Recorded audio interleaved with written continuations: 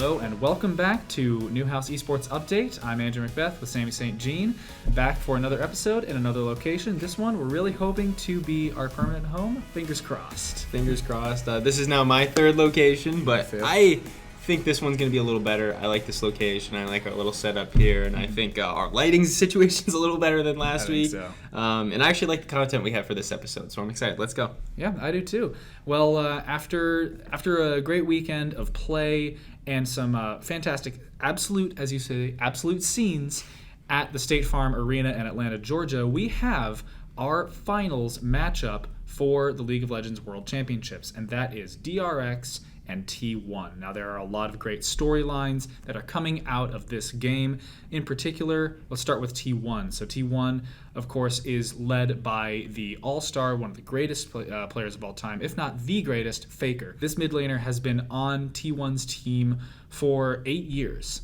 Very, very long time that he's been a part of this team, has seen a lot of teammates come and go. He's basically bringing in 18 and 19-year-olds and leading them to a World's Finals appearance. This is his first Finals appearance in 5 years. And so it's been a long time coming for him. He's finally at the finals for the first time in a long time. He really wants his 4th championship. Do you have a question for you quick? Absolutely. What makes this team different from his past ones over the past 5 years that allowed him to get to the finals this year versus the previous few? Well, as I said, there's a lot of young talent on this previous team, and with his previous teams, he had a lot of, like, let's say, homegrown talent, a lot of like young upstarts, but also a lot of people that, the scene wasn't very well known, or it wasn't nearly as big as it was back at the time than it is today. But a lot of those teammates, they came and went.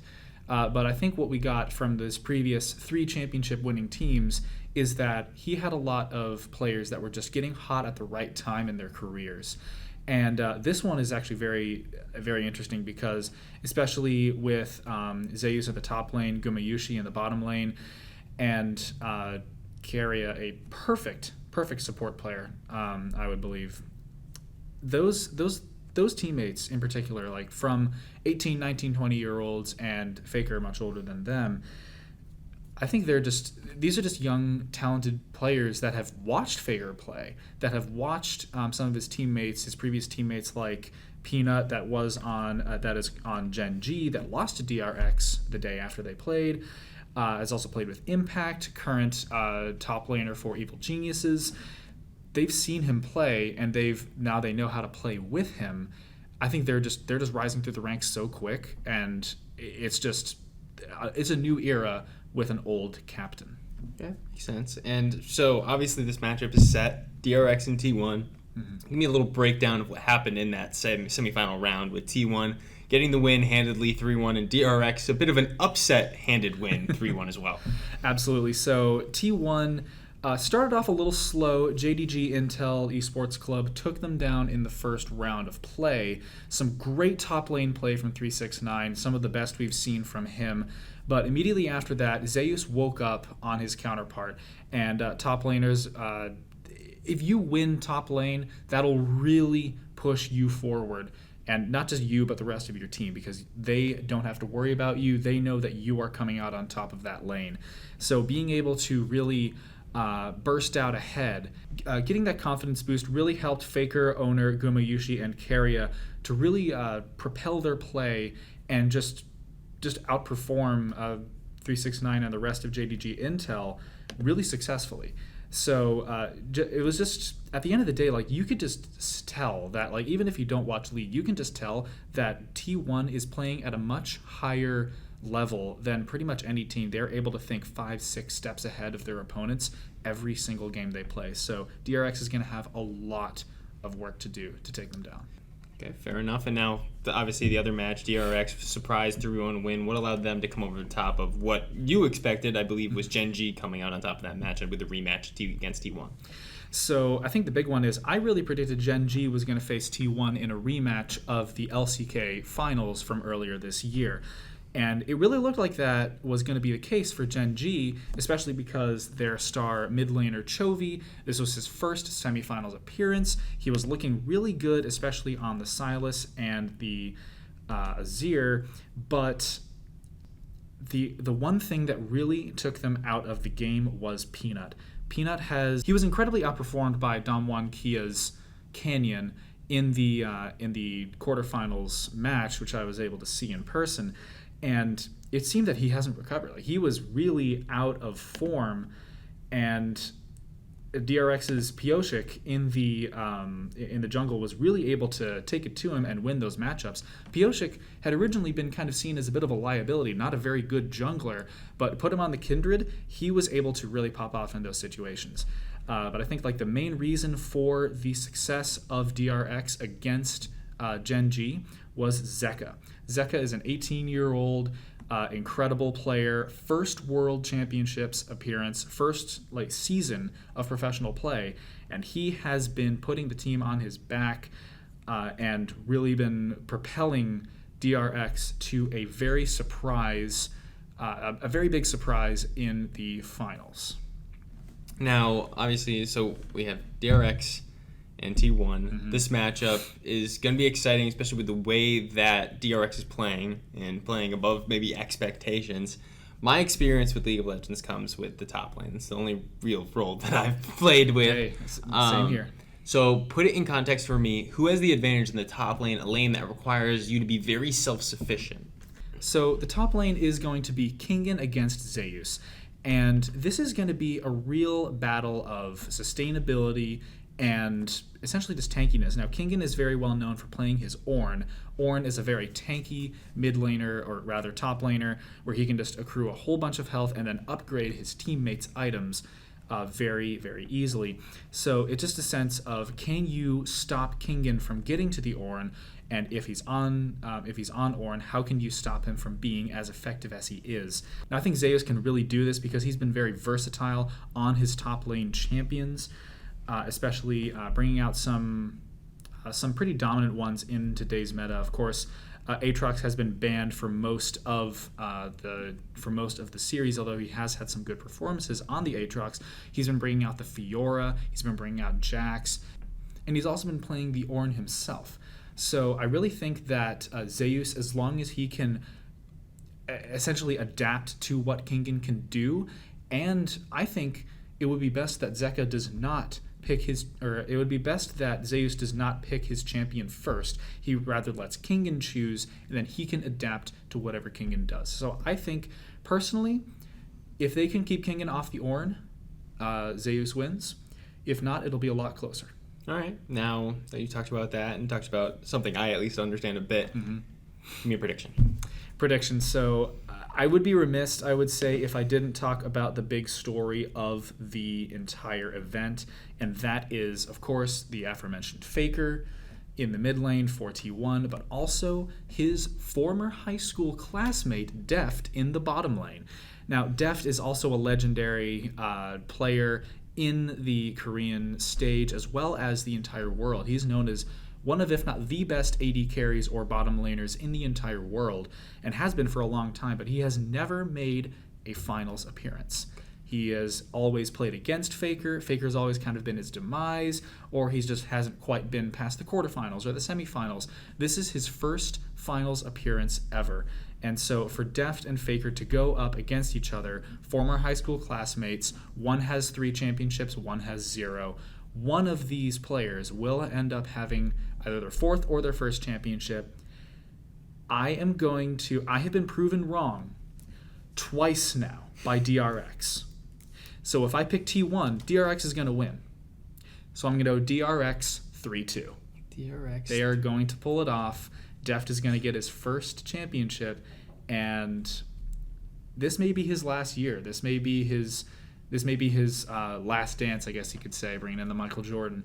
Because after this, he will probably have to fulfill his mandatory military service that all males in South Korea are required to complete before they turn 30, and Deft is, I believe he is 27. Okay. So, and he hasn't served it yet. So this may be his last year. All right, given that prediction, I feel like I'm going to have to back T1. All right, we'll so I'll have to... I mean, I don't quite know as much about League of Legends as you do, but I'll probably take the reverse given the way that DRX has played, so I'll take the 3-2 flip for T1, and we'll see who comes out on top, the person who knows very little. And again, that typically plays off pretty well if you know March Madness. People who don't know anything typically do very well in their brackets. This DRX right now is just St. Peter's, just proving Cinderella wrong. Story. The bracket buster, to say the least. I'm still mad at you, Kentucky. I had you in Final Four. I feel like we all have one of those schools that we'll just never forgive. Exactly. That's it. Alrighty, but is there anything else to add before we move on to a little Valorant? I think we're pretty much summed up everything. I will say I had formerly predicted that Zeus would win MVP and T1 would win for the first time in about 5 or 6 years. Now that I've picked DRX to win, I believe the MVP is going to be Beryl in the support role. He has been playing several champions over the last few weeks, and I think he has the deepest champion pool of pretty much anyone in this set. So I think it's going to be Beryl.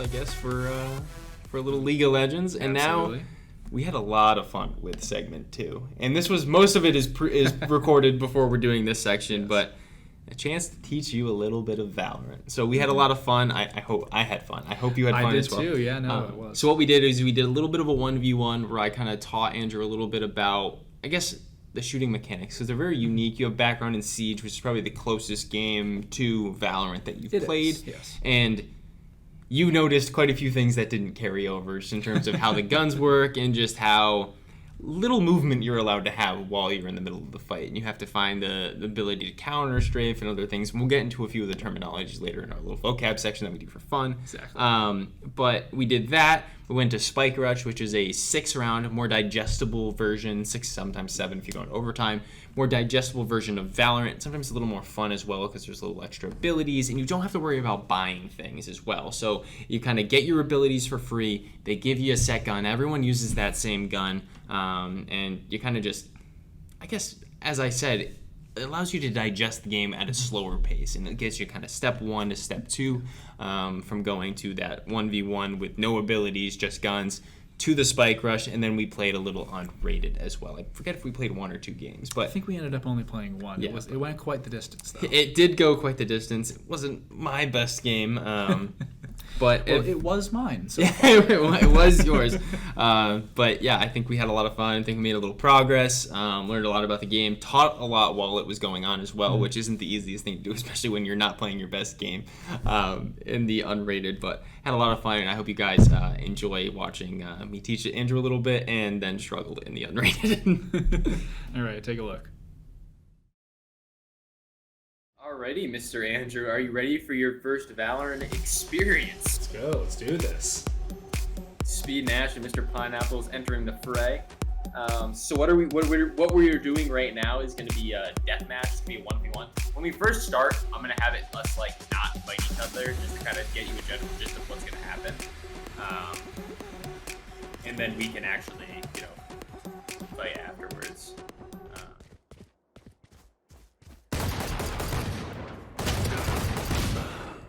Dang. So the big thing there is shoot a little slower. Okay. So it's kind of with that gun and with the gun I'm using, it's very good to warm up. It's like a tap fire. You want to do one at a time, I think. And okay, I can see that. That's the Phantom. That is the easiest gun in the game, I would say. Oh, perfect. Oh, perfect. That's right up my alley. Should be good then. Did I hit you in the head again? Yeah. You can wall bang like most things, by the way. Oh.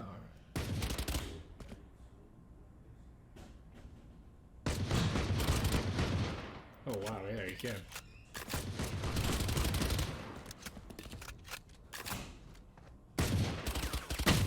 Ooh, try to get you through the wall there. Like, buy the ops. Try sniping. Oh, I'm not much of a sniper guy myself. Ooh.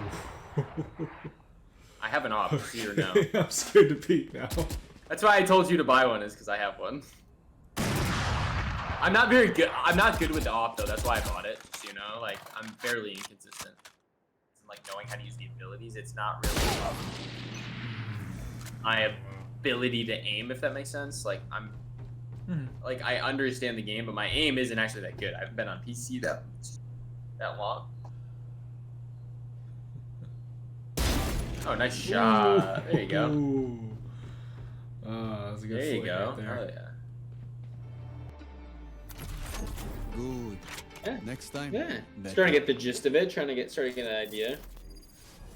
Doesn't matter where they hide. That's true. I'll find them. So what you got here? So you got a shorty, really bad. It's a 2-shot shotgun, and then you get a reload. This game mode also is a little chaotic. Because it drops little abilities that you can pick up. Where are you? Bring them down. They're blind with fear. Reloading. Alright. And everyone has a spike right now, so anyone can plant. Oh, so is everyone down? Enemy spotted B. Reloading. Enemy A. Enemy spotted. Stand down. Opponent killed. One enemy remaining. Couple. Oh, they're just using the bombs on the other site. I didn't know that. Clutch. I did not know we planted on C, guys. I am sorry. That was Unlucky. worrisome, Reyna. Alright.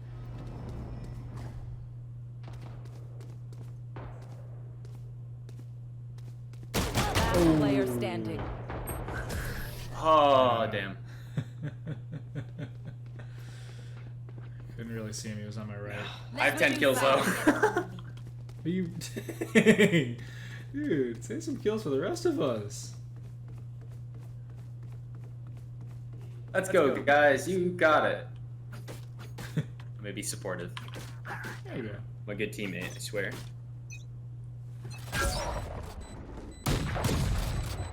Bomb grenade out. Last player standing. Terminated. One enemy remaining. And we win.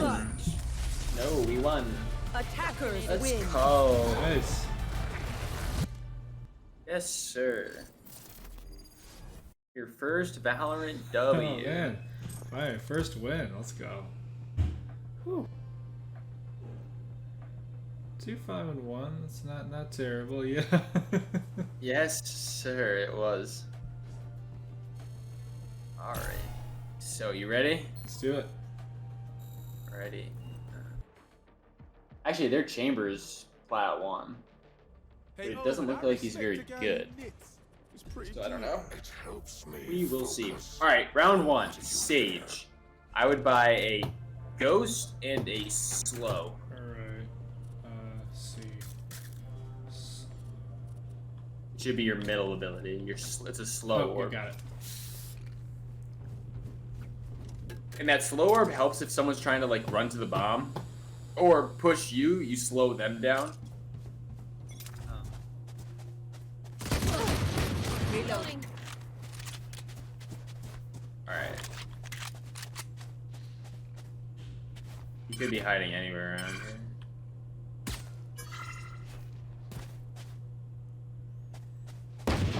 Reloading.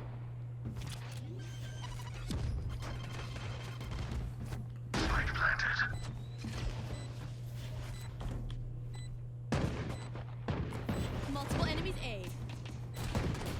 Reloading. Embarrassing. Oh, no, I'm behind. Hoops. 80 on the raise. Alright, you don't have to watch it. You can watch One that. enemy remaining. Cindy to your... No, there isn't. All right, cool. I will not lead you astray, I promise. Last round before the switch. All right, so we full buy here. Send it out before it's gone. Reloading. Yeah. Also, don't be the Phoenix and flash your teammates, because I couldn't see a thing and then I died because our Phoenix is... I feel like He can aim great, but common sense isn't working too well with him. And he Want to baits his play? teammates, Let's so, play. I have the spike. Yeah. Still in sight.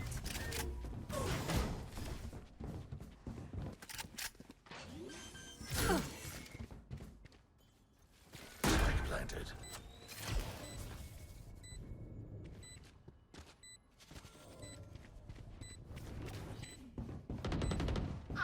You are powerless.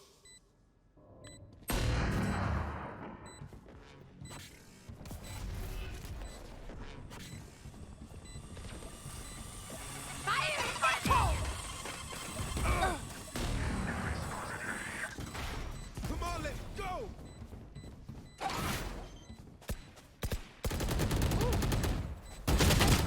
One enemy remaining.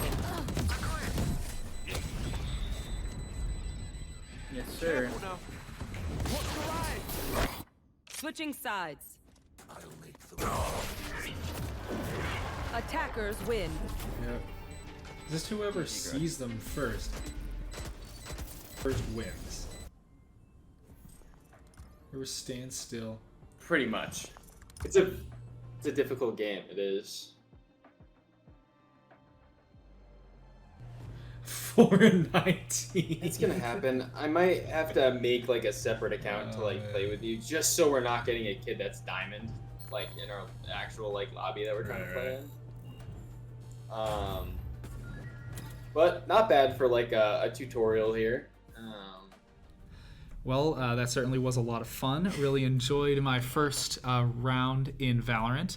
Didn't come out the way I really wanted it to. I performed okay, I guess. For a game that is completely different to what you played, I think you did just fine. You picked up a couple things, but it's a difficult game to learn, I think, as we got to by the very end. With even me, who's not necessarily the greatest, but I've played for a little while, so I have an understanding, and it's still not an easy game to play. No, it's not. I mean, you definitely have a lot more knowledge and a lot more like game sense than I do.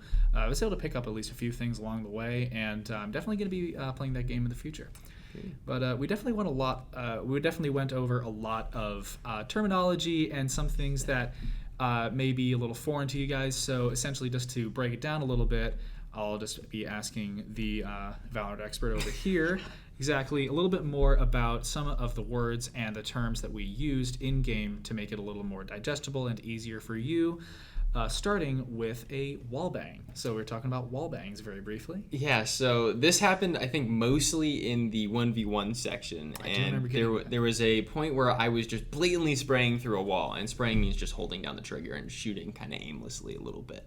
So we'll just add a bonus word in there just for fun. There you go. But wallbang essentially means you're able... Not every wall or every thing you run into in Valorant is going to allow you to shoot through it. But there is certain boxes and walls that might appear paper thin. They're actually real surfaces and real obstacles, but they allow the bullets to travel through and still do damage. It's a reduced amount of damage, but you can still do a significant damage to your opposition. And I was trying to, at a certain point, kind of just spray through the wall in hopes, because I knew you were low. And I knew I didn't have to do a lot of damage, so I sprayed through the wall in hopes that I just, more or less, it wasn't accidental because I knew the rough vicinity of where you were in, but get a stray bullet to kind of go through the wall and catch it by mistake. But you can sometimes use wall banging to be, I guess, a step ahead. If you know someone's always standing on an angle behind a wall that is wall bangable or a box that is wall bangable, you can kind of pre-shoot around it, either to get them out of that angle or to force them to peek you and then take a fight that they weren't ready for. Exactly. Now that is something I am definitely familiar with, as that does carry over into Rainbow Six Siege, another game that we will cover in a few months when the Rainbow Six Siege Invitational starts up in January. So I definitely was seeing some of the bullets fly through some of the boxes and the walls was like, oh, how does he know I'm already here? Like, what are you talking about? Like, I haven't even shown my face, or as I unfortunately learned the lesson of, show my shoulder from peeking around the corner. Yeah, I guess peeking is another thing, and that's just kind of when you're leaning around a corner trying to find your opponent. But there is a very big difference between a peek and a jiggle peek. What would that be? Yeah, and a jiggle peek is, I think I'll explain strafing first, because it kind of goes with, jiggle peeking is trying to peek very quick and then just get out of there, because you're trying to collect information. Sometimes you can kind of jump and jiggle peek and kind of get around the corner again, and you can try to be, essentially you're trying to get as much information by exposing yourself for as little amount of time and still getting that intel is what you're trying to do. Right. But another thing that's important is in video games and in Valorant in particular, what is called a strafe is just moving side to side. So when you're playing on a keyboard and mouse, you're typically using 3 fingers that are on W, which is what you go forward with, A, which is to go left, D to go right, and then your middle finger will move from W to S, which S is used to go backwards. Strafing is the ability to go either right or left. So if you're strafing, you're either holding D or you're holding A.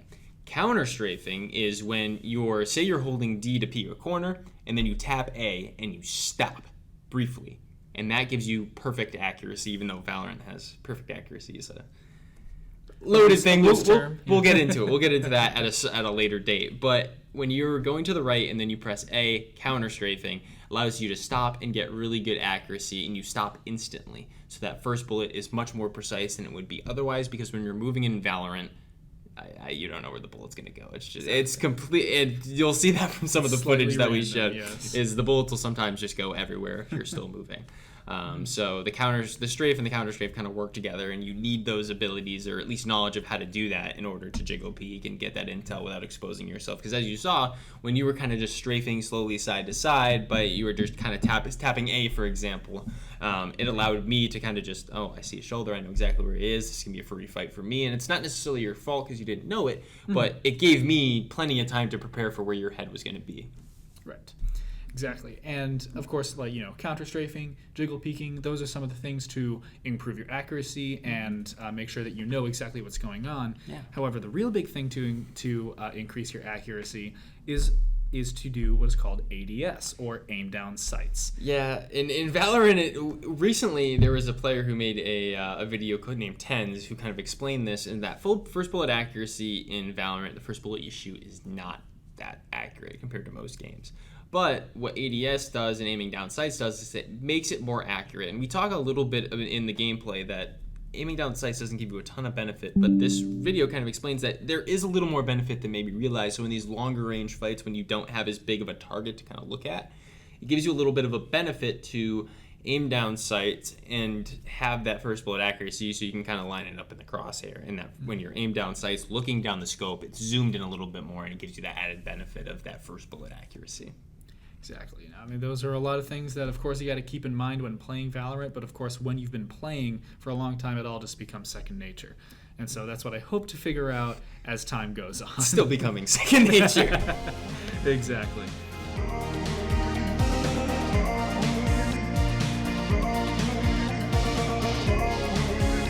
This is another really cool part about esports, just in general, is that it's always evolving. There are more games that are always being released every year. And for example, Valorant is fairly new. It hasn't been out for very long. Free to play. Yes, free to play. League of Legends, also free to play, has been around for a lot longer, both by the same developer. Yep. Rocket League, also been around a little bit longer than Valorant. Not Different as long. developer. Exactly, different developer.